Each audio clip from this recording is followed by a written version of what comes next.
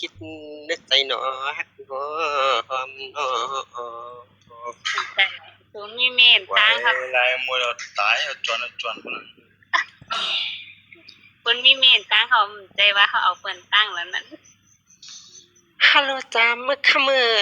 เตคานกามันนั่งเกาเจียนซาลอยลูปีพลาปีบ่เป็นนางตะเย็นตั้งเฮามือพังคือเปียวก็เป็นหมอกรรมเสามนในปอยนั่นหนอตึดต่อยนวันปีพวนเฮาปีสู่น้องหนอไล่ขึ้นไล่ลงอยู่ตาเส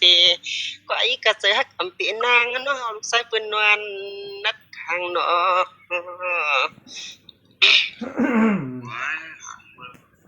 ให้ก่อยเลยพวางเมื่อหลายลูกปีป่นมาได้พวงปีคือในคำน้องยิบไล่ขึ้นไล่ล่วงปีฮักสู่ตีไหนเกียงไม้เยาเสยเยาคอน้องเธอกำในบ่ได้เป็นลูกชายเปิ้นวันนึกก็มีลูกสองก็สองคนหูลีใจเลิกจังหวะทำไมขอร้องเพราะจังครับถ้ามีลูกสาวจะเอาให้เป็นลูกเขยเลยเป็นผู้ห้องกว้างค่ะเลยตัวยารู้จำน้องคำฮักนาเป็นจังหือตาเติงยุ่มเธอฮักหนอลูกชายเปิ้นวางค่าตำก็หนอหมอปีเมืองน้ำกามปีเมืองป่านางเก็บล่างเก็บสีไอ้ลำตันคือก็ลำเล็กข้ามืออ่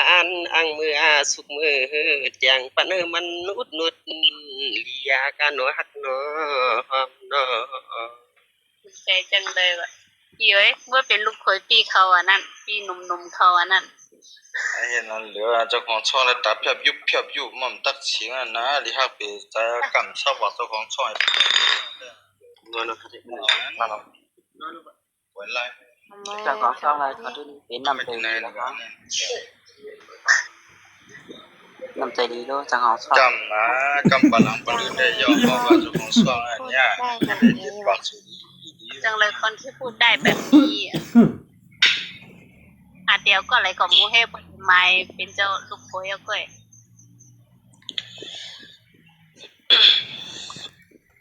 ค่อยอยากมีค่อยเลี้ยงนมกัดได้คันเฮ็ดว่าก้าวนี่เนาะเราทำไปเล่นจังไหนก็มีอยู่กันเมื่อนั้นน้องเมื่อจี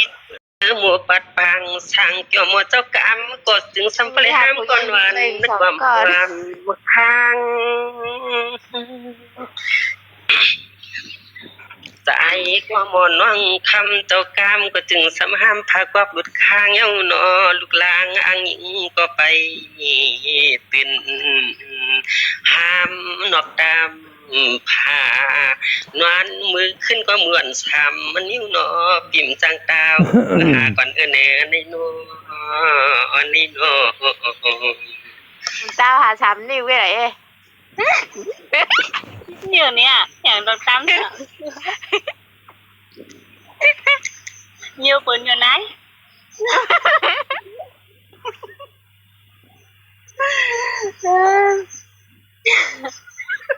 จังว่าก็เป็นเปียเรื่องความรักใจนางยิงในง่ายลิงชามปานเยาพวกเขาจักเยาก็ใจผ่านคือฮักเนื้อใจในคอนอขานเสียงกำเกี่ยวเยาแก้วเยาหยอกเรียนเอาก็จันเฮ็ดห้างสิบปานก่อนโยเอ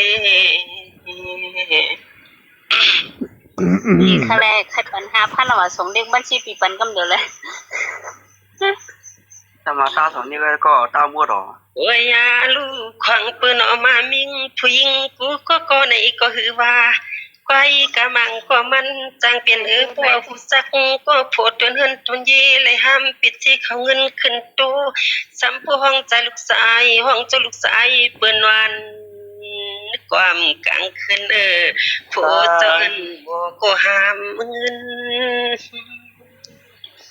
นายเขาเดี๋ยวไม่ว่านั่นน่ะนอนเลยจ่าเขาเดี๋ยวนอนเลยพอไหมฮัลโหล1 วัน 1สุขหนุ่มวันก็เปลี่ยนปี1 วัน 1สุขขยมเจ้ากรรมตอนมึงปาดเต็มขัดเล็กคือเดียวของมามิงผู้หญิงเปิ้นเกี่ยวหญิงอะไรว่าน้ำนอนแน่ๆอ่ะว่าอะไรเปลี่ยนห้างเรื่องห้างลาง อ่อนไม่เอาเย็น ตอน ขึ้น คนที่ร้องอยู่ตอนเหมือนเขามีประสบการณ์เขามีประสบการณ์ โอ้ยอ่านว่าขังเปื้อหมอเจ้ากรรมก็จึงสัมปเลยเป็นห้างหรือห้างลางเหมือนแข้งข้าวกิงปนอแค่วางเจอปดไปพอเลยเฮ็ด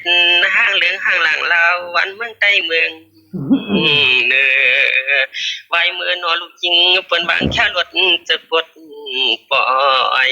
พอเลยเฮ็ดห้างเหลืองห้างหลังลาวหรือเมืองก็ใต้เมืองเนอก่อนเข้าในนอ เตะให้นายเตะ ตีเอานะ พวกของการเป็นทางเตะอันนั้นน่ะล่ะ สว่างมาผู้ใดข้าก็เตียนตันยายานาเจตนานก็เปลี่ยนปิยอนกรรมก็เตียนขึ้นปอยเอา สีรังสนุกทั้งว่ามาแถว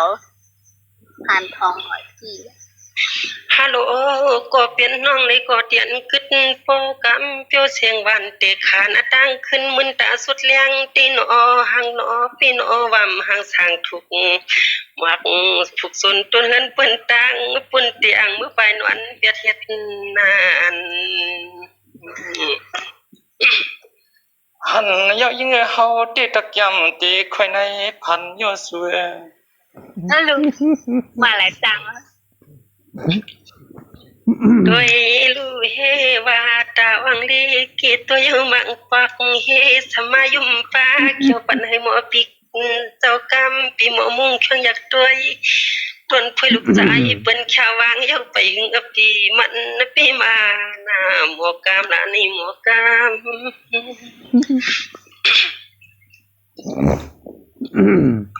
เดี๋ยวผมให้ติ๊บเองมาย ามต่อเลียวในคำก็เป็นปีนาโนก็เป็นปีเฮาเลยย้อนขอกามก็นอก็คือคันรับเตืองทุ่งเมืองหมู่ปัดปางต่างเฮ็ดนาที่ตวง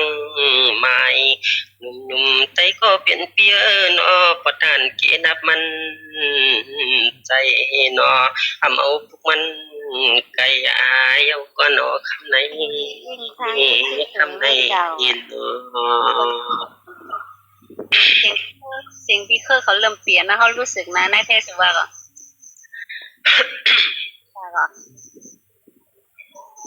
เขาถ่อมพิษก็เลยเขาหาตัว เจ้าว่าเสียงก้นเนี่ยเปลี่ยนแล้วก้นถ่อมลายตั้งหนาลายเลย งงอ่ะสับสนบนห้องว่าเสียงสับสน ประมาณเวลา ก็เลยว่ากำพองก็บ่เลยว่าเป็นเสียงใจเลี้ยงอ่ะนั้นก็ใจก้อนนี่ว่าลักซับเสียบกัน เขาเดี๋ยวเขาหัวเป็นใจก้อนอยู่แต่ว่าเขารู้สึกว่ามันเหมือนเก่าเฉยๆหรือว่าเขามึนๆแล้วเขา ก็ถือมันเก่าอะก็เลย